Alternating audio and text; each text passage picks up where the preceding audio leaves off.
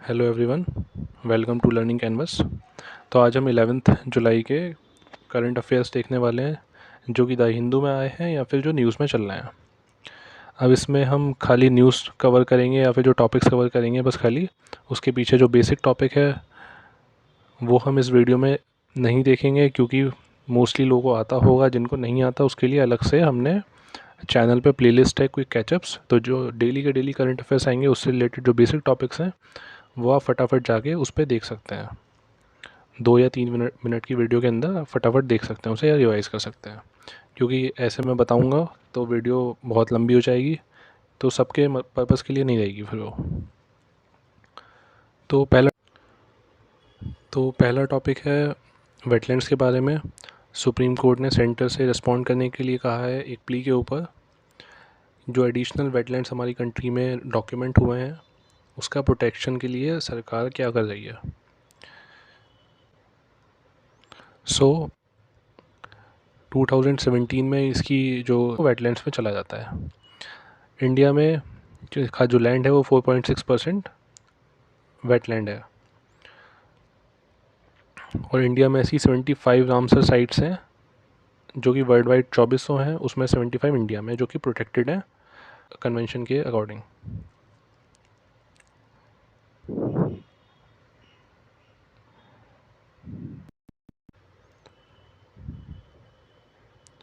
सो जो second topic है वो यूरिया के ऊपर है। तो जो हमारे यूनियन मिनिस्टर है केमिकल और फर्टिलाइज़र के, मनुक मंडाविया, उन्होंने 3.7 लाख का पैकेज प्रपोज़ किया है फार्मर्स के लिए, जिससे कि जो कंट्री में अनबैलेंस्ड फर्टिलाइज़र का यूज़ हो रहा है वो ठीक तरीके से हो सके। जो कि आइडल रेशियो होता है फर्टिलाइज़र का NPK, that is nitrogen phosphorus potassium, उसका होता है 4:2:1। बट जो हमारी कंट्री में यूज़ हो रहा है वो है 8:3:1। अब इससे क्या होता है, इसके बहुत ही ज़्यादा दुष्प्रभाव हैं, क्योंकि सॉइल ख़राब हो जाती है इससे। जो केमिकल है, एक्सेसिव केमिकल्स प्लांट के अंदर जा रहा है, प्लांट के होते हुए फिर वो एनिमल्स के अंदर जा रहा है और ह्यूमंस के अंदर जा रहा है, क्योंकि हम उसे खा रहे हैं। अब ये ऐसा क्यों हो रहा है, क्योंकि फार्मर्स ने मतलब विदाउट एनी नॉलेज, उन्हें इतनी नॉलेज नहीं है, तो उन्होंने ज़्यादा प्रोडक्शन बढ़ाने के लिए ज़्यादा फर्टिलाइज़र का यूज़ कर लिया। तो गवर्नमेंट का ये ऐसा एम है कि अब वो चीज़ ठीक हो सके, और जो यूरिया पे जो हमारी डिपेंडेंस है वो 2025 तक कम करके हम जो नैनो यूरिया एक आती है उसको हम यूज़ करें रैदर देन जो नॉर्मल यूरिया आती है। So next topic is about OCI status, OCI card, जो कि होता है ओवरसीज़ सिटीज़न ऑफ इंडिया। तो एक इंडियन ओरिजिन प्रोफेसर हैं अश्विक स्वेन, तो स्वीडन में रहते हैं ये। तो जो वहाँ की एम्बेसी है, हमारी इंडियन एम्बेसी है वहाँ की, तो उसने इनका जो स्टेटस था OCI का वो कैंसिल कर दिया था। वो क्यों कैंसिल कर दिया था, क्योंकि इन्होंने CA के बारे में, CA अमेंडमेंट एक्ट के बारे में इन्होंने क्रिटिकली कुछ लिखा था, तो इनका जो स्टेटस था वो रिवोक कर दिया अथॉरिटीज़ ने। फिर इन्होंने उस चीज़ को चैलेंज किया दिल्ली हाई कोर्ट में। दिल्ली हाई कोर्ट ने उसका जो ऑर्डर था इंडियन एम्बेसी का वो सेटिस्फाइड कर दिया, इनका OCI स्टेटस दोबारा से सही कर दिया है। तो इससे क्या होता है कि जो इससे एम्फेसाइज़ होता है कि भाई लीगली हर चीज़ होगी, कुछ भी अपने मनमौजी तरीके से नहीं हो सकती है।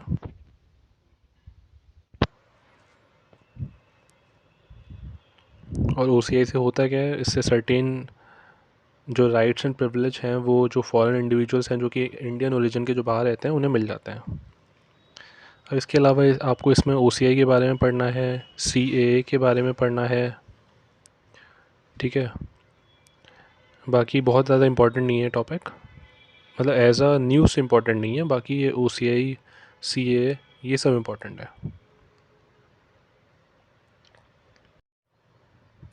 अब नेक्स्ट टॉपिक क्या है, central board of indirect taxes and custom. इन्होंने एक SOP बनाई है, स्टैंडर्ड ऑपरेटिंग प्रोसीजर, इलेक्शन के लिए। क्यों बनाई है, जब इलेक्शन होते हैं तो बहुत सारी चीज़ें जनता में बांटी जाती है पार्टी द्वारा, कैश हो गया, लिक्कर हो गया, ड्रग्स हो गया, फ्रीबीज हो गया।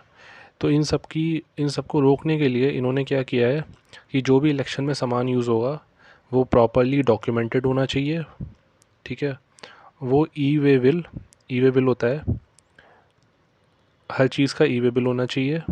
कुछ भी हो, इवन साड़ीज़ हो गया, शर्ट्स हो गई, कैप्स हो गई, जो भी हम यूज़ हो रहा है पॉलिटिकल पार्टी के प्रचार में, सब कुछ कैंपेन में, उन सब का ई वे बिल होना चाहिए। कोई भी ऐसा नहीं होना चाहिए कि, क्योंकि इलेक्शन में क्या होता है, ब्लैक मनी बहुत यूज़ होता है, कहाँ से पैसा आ रहा है, क्या आ रहा है, तो ये गवर्नमेंट को नहीं पता होता, वो हर चीज़ का हिसाब रखना चाहती है।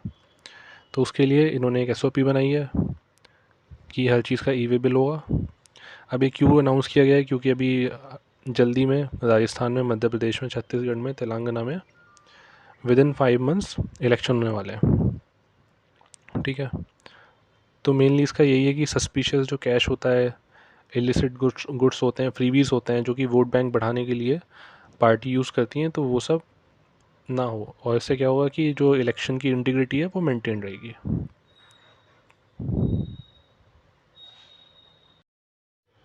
सो नेक्स्ट टॉपिक है मेजोराना ज़ीरो मोड्स। ये क्वांटम सुपर कंप्यूटर से रिलेटेड है। अभी क्या होता है कि ये जो पार्टिकल्स हैं मेजोराना ज़ीरो मोड्स, ये 1937 में ये इसी नाम के एक साइंटिस्ट थे, उन्होंने इसकी हाइपोथेसिस दी थी। अब हाल फिलहाल में जो माइक्रोसॉफ्ट के रिसर्चर्स हैं, इन्होंने इसको बना लिया है। अब इसका फ़ायदा क्या है, ये अपने ही एंटी पार्टिकल होते हैं। जो अपने ही एंटी पार्टिकल होते हैं, वो क्वांटम कंप्यूटिंग के लिए बहुत ही अच्छे माने जाते हैं, परफेक्ट माने जाते हैं। अब इससे क्या होगा कि हम जो क्वांटम कंप्यूटर, हमारी अभी रिसर्च चल रही है, वो और भी ज़्यादा रोबस्ट हो जाएगी, कंप्यूटेशनल पावर बढ़ जाएगी उसकी। अब इसमें जो ब्रेक थ्रू आया है, वो फटाफट एडवांस कर सकता है क्वांटम कंप्यूटिंग को। ऑब्वियसली अगर क्वांटम कंप्यूटिंग बेहतर तरीके से बन जाएगी, तो इससे बहुत ज़्यादा कंप्यूटेशनल पॉसिबिलिटीज़ हो सकती हैं, जो कि अभी के कंप्यूटर हमारे नहीं कर पा रहे हैं। नेक्स्ट टॉपिक है, नेक्स्ट टॉपिक है हमारा assessment of carrying capacity in the Himalayan region. तो गवर्नमेंट ने सेंटर को 4 वीक्स और दिए हैं। ये एक पिटीशन आई थी उनके पास कि अभी तक जो हिमालयन रीजन है, उसका कैरिंग कैपेसिटी का असेसमेंट नहीं किया गया। अब कैरिंग कैपेसिटी क्या होती है, किसी भी रीजन की कैपेसिटी की, वहाँ पे कितने लोग रह सकते हैं और बिना उसके इकोसिस्टम को ख़राब किए, तो वो होती है कैरिंग कैपेसिटी। तो अभी तक जो भी हमारा हिमालयन रीजन है, जो बेल्ट है पूरी, वहाँ पे 13 रीजन आए हैं, वहाँ की भी कैरिंग कैपेसिटी असेस नहीं करी गई है। तो उससे क्या होता है, जो जियोलॉजिकल हैज़र्ड्स हैं, लैंडस्लाइड्स हैं, डिग्रेडेशन है, जैसे कि आप अभी देख रहे होंगे फ्लड्स वगैरह आ रही हैं हर साल।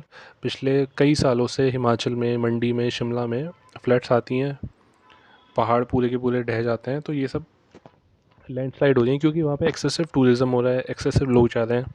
तो अभी तक, तो इस सब को पता करने के लिए वहाँ पे कैरिंग कैपेसिटी की एसेस करना बहुत ज़रूरी हो गया है। अब ऑब्वियसली जो हिल स्टेशन है हिमाचल प्रदेश में हो गए, वो बर्डन हो रखे हैं ऑलरेडी, तो वहाँ कोलैप्स का बहुत ज़्यादा खतरा है। ऑलरेडी कोलैप्स हो ही रहे हैं, न्यूज़ में आप देखिए ना रोज़। ठीक है,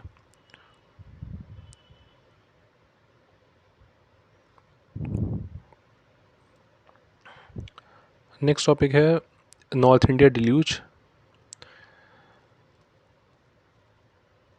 तो जैसे कि न्यूज़ में चल रहा है आजकल कि हर जगह वाटर लेवल क्रॉस हो रहा है, वाटरफॉल ज़्यादा हो रही है। तो जो यमुना है दिल्ली की, उसने हर साल, मतलब हर साल तो नहीं होता है, बट इस साल जब भी ज़्यादा रेनी सीज़न होता है, तो अपने क्रिटिकल एरिया के पास पहुंच जाती है वो।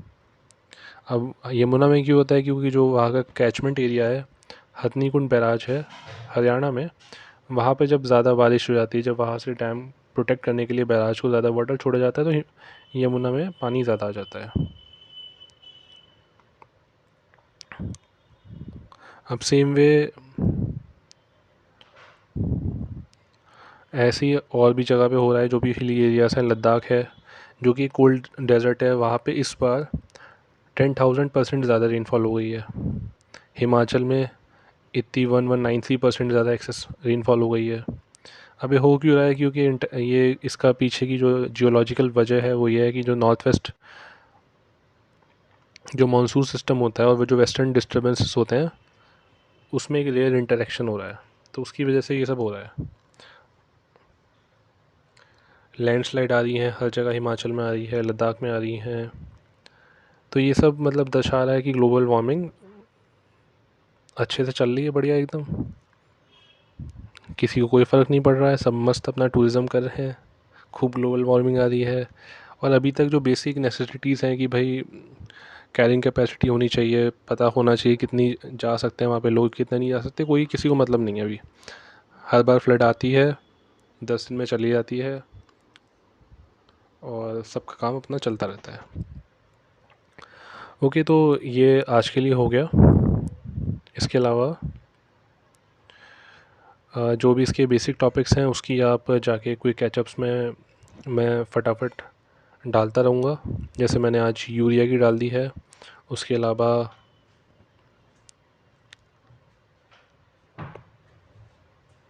जो भी टॉपिक्स रहेंगे उस पे आती रहेगी।